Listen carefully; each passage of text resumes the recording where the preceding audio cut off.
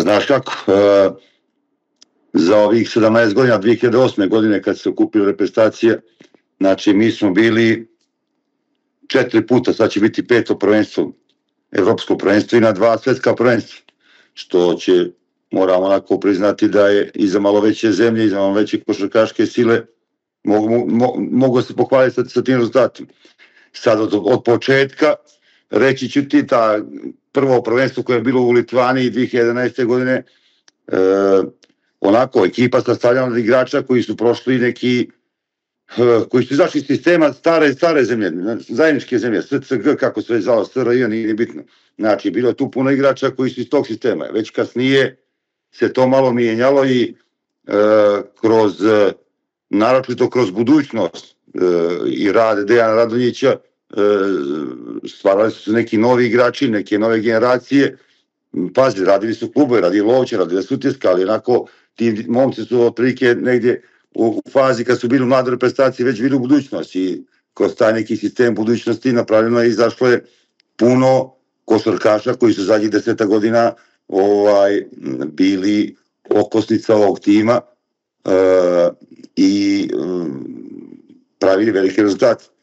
Znači, došli smo sad da ta jedna generacija silazi, onako u poznim košarkaškim godinama i moramo već misliti na budućnost, na šta će se dešava dalje. Ovo evropsko prvenstvo je prava stvar što smo se kvalifikovali, mislim, zbog svega, još jedno veliko takmičenje, kontinuitet nastavljen, a i momena gdje ćemo vjerojatno uključiti, ne vjerojatno, nego sigurno par tih nekih mladih igrača i spremati ih za dalje, to je za, eto, već u novembru kvalifikaciju svetskog prvenstva.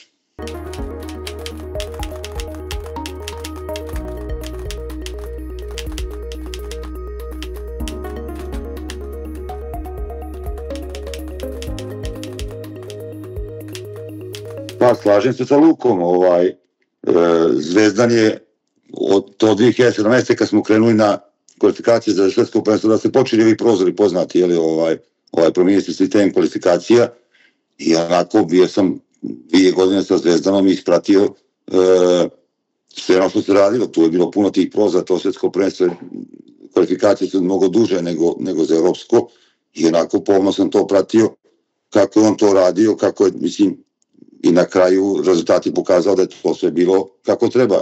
U momentu kad sam postao selektor, zadržao sam sistem Zvezdanog rada, mislim, pripreme, samog nedostatka vremena, se nešto specijalno spremi i tako da sam, što se tiče toga, uzeo puno stvari Zvezdana koji je to onako, mislim, to je bio mač 2 oštrice i Zvezda kad je uzeo to u tim kvalifikacijama, kako spremiti, kako ući, mislim, svi smo znali po 2 mjeseca da radimo pripreme, pa će ekipa se spremiti i tako dalje, ali on je došao u situaciju da ima 3 dana, prvi put, da imaš 3 dana da spremiš takmicu, znači 4-5 treninga. I onako on se nego super snašao svemu tome i ja sam samo nastavio taj neki sistem koji je on postavio. Naravno, svi imamo neke svoje nešto dodamo, oduzmemo, ali u suštini to je taj sistem.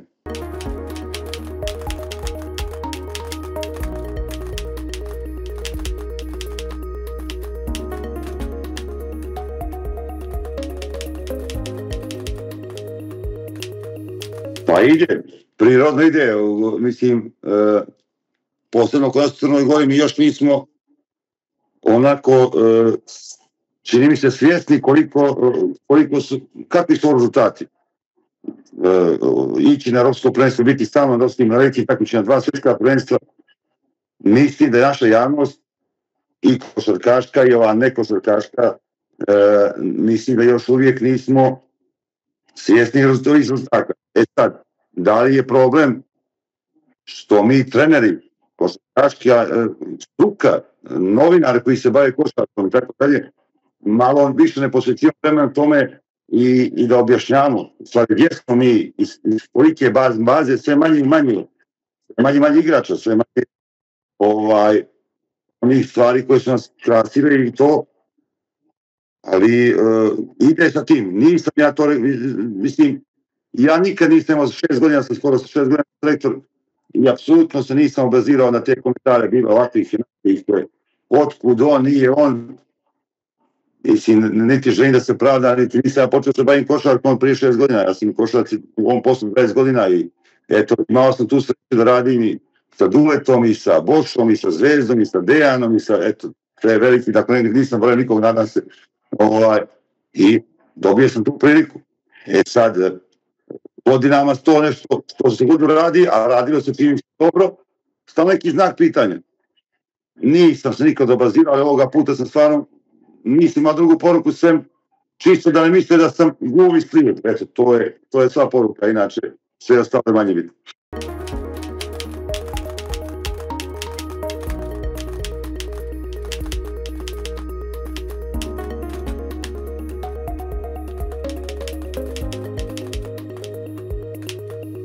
Pa da vam kažem, mislim da teško mladi igrač, kogoda je talentovan, može da, kako bih rekao, košarkaški, jer se podigne bez starijih igrača, ili tako? To je neko omajuđe, posebno ovako u reprezentaciji, pričamo o reprezentativnom nivou, jer ovim mladima su potrebni iskusni.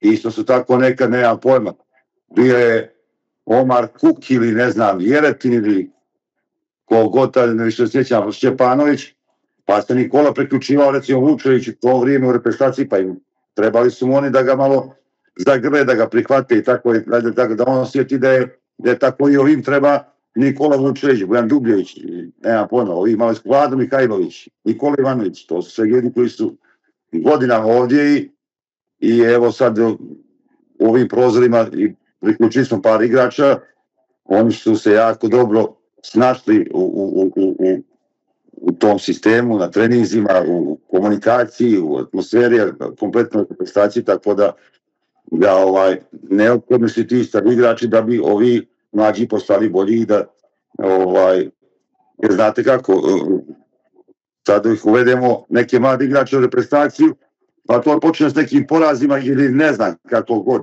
da to ide kako treba i oni sami padaju. A kad imaju ove starije pa se malo slone, pa u nekom teškom trenutku uzet će taj stariji pa će da odluči u takvicu ili će naći njega ili nema pojma drugačije, ali u svakom slučaju imamo 4-5 mladih igrača koji stvarno moraju se uključiti u ovaj sam sistem i brzo biti igrači koji će nositi u reprezentaciju narednih 10 godina.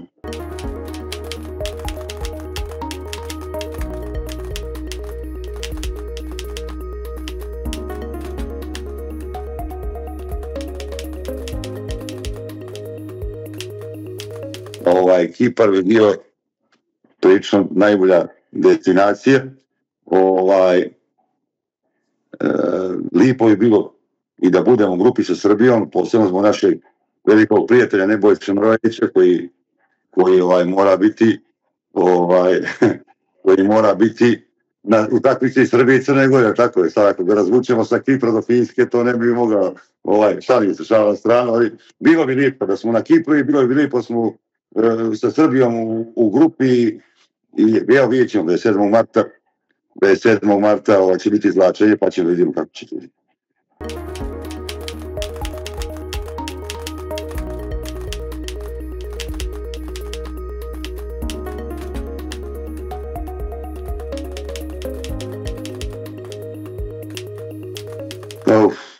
Vidite,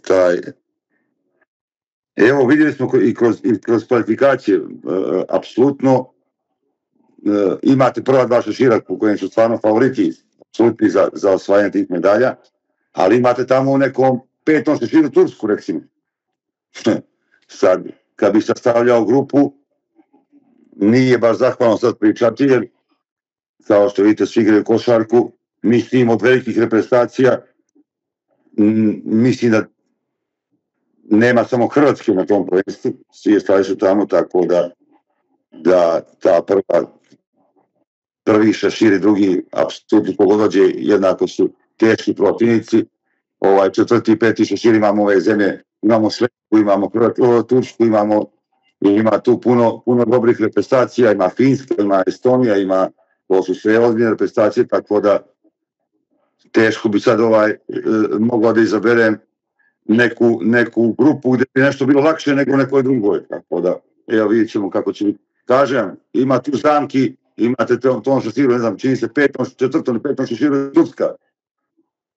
Dođe na Turska iz tog šešira i onda odmah je grupa 30%.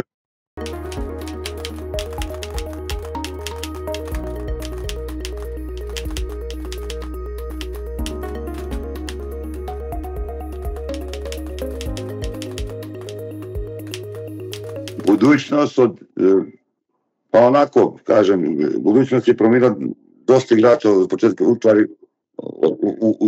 u sastavljanju ovoga tima, pojavilo se dosta novih igrača, odnosno prošlu godinu. I onako, do nove godine to je bilo prilično dobro, međutim, nove godine budućnost igra ovako ozbiljnu košarku i bilježi sve pobjede, važnih pobjeda je bilo tu i protiv velikih timova. I došli su do toga da su drugi na tabeli, da su, eto, negdje su prije nove godine čak bili na klackalici da će ući ovaj play-in ili play-off, eliminacijni dio Evrokupa, međutim, s jednim nizom sjajnim dobijenih takmica su ušli u to. A što se tiče ABA lige, vidite, Zvezda i Partizan su onako, čini mi se, dosta usredsređeni na Euroligu.